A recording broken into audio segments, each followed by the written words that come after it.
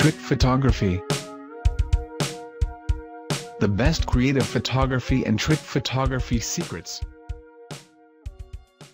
Hey, it's Evan, and I just want to let you know that if you have a DSLR of any kind, that you can start taking pictures just like the ones that you're seeing on this page right now. You do not need an expensive camera to take pictures like this. You just need a basic DSLR, and here's why.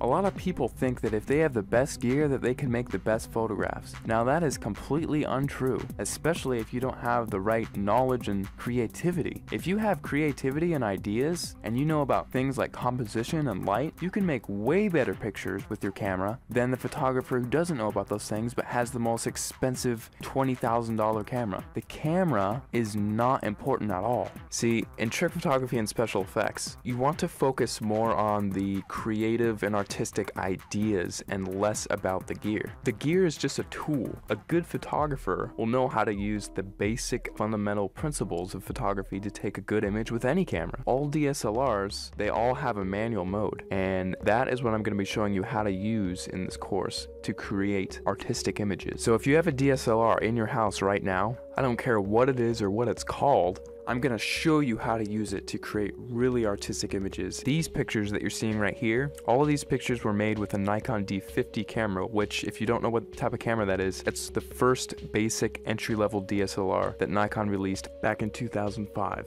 Now, because they don't make this camera anymore, you can actually get this one used for $230 on eBay. That's what I found recently. Or you could get a newer camera and it would still have it be the most basic entry-level model and still be able to take cool pictures just like what you're seeing right here. In fact, let me show you a little trick that you can use with any camera right off the bat. See the little thing that says shutter speed? If you raise that number to make it longer, whenever you take a picture now, your camera will be on for several seconds taking a picture for that amount of time. Now this is really cool because what you can do is take a light and then move it around the frame, and you can actually record light trails with that. And people, if you've heard of this technique before, it's called light painting, but most people think that, oh, I just wave a flashlight around and then it's done. Well, actually, it's a whole art form in and of itself, because there are dozens of different types of lights that you can use in light painting, and all of them have a specific use. And you have to know how to move the lights in certain ways in order to create certain shapes and things like that. And that is the type of stuff that I'm going to be showing you inside the course. And now if you also have Photoshop, you can get really creative.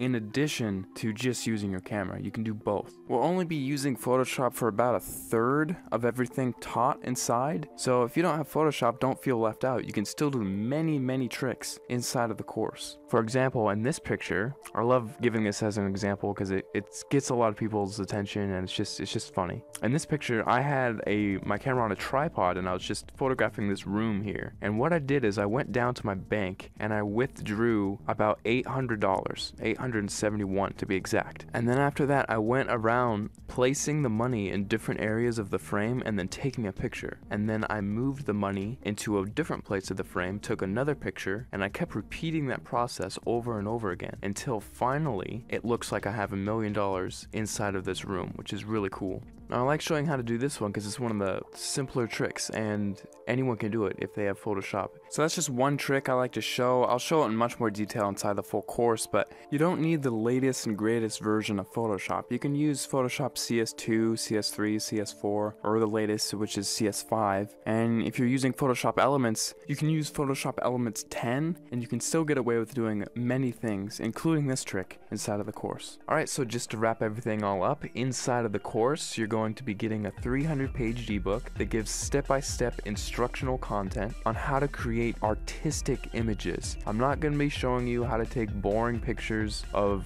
flowers and trees here. I'm actually going to show you all my hardcore secrets on how to take really interesting photos that grab people's attention and have them wonder how you took this shot, because I get that question so many times whenever I show my pictures to anyone. They all ask the same thing: how the heck did you take that picture? After you're done with the course, you're gonna know how to get people to ask you that same question and how you can actually get a heads up on getting more views on your pictures, winning photo contests, and things like that. Plus, on top of the 300-page ebook that I'm giving you, I'm also going to be sending you 9 hours of instructional video content. You can visually see each and every individual button that I'm going to be pushing on my camera and each click that I make inside of Photoshop, so you can replicate my results exactly, step by step, without any confusion. You're going to be seeing everything that I do behind the scenes. It'll be like literally spending the weekend with me, having me show you all the cool things I know about photography in a weekend. That's what this is. Plus, on top of that, if there's anything you don't like about this course for any reason, or even no reason, just email me and I will refund your money completely, because I don't want your money if you're not satisfied with my product. I'll be much happier if you're happier. So if you finally want to learn how to use creative photographic techniques to create exciting,